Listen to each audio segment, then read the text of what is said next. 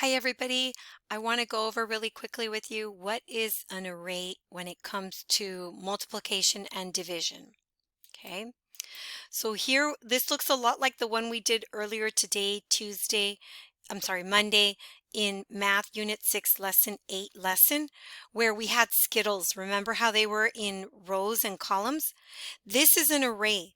When it's drawn like this, where it's in rows is going left to right, and columns is going up and down. This is an array. Another example of an array is here. You see the apples and how they're in a perfect row. And here you see the trucks, the dump trucks, how they're in columns and rows. The same with the cubes at the bottom. Now, when you're drawing, I don't want you to focus so much on making the picture look perfect.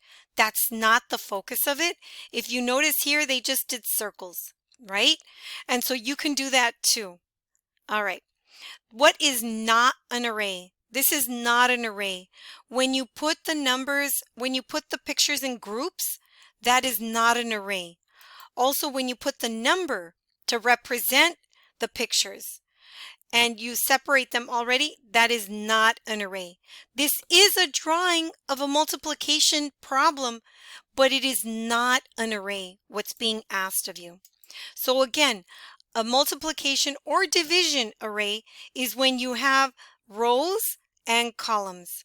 All right, if you have any other questions, please reach out to me. Good luck. Bye.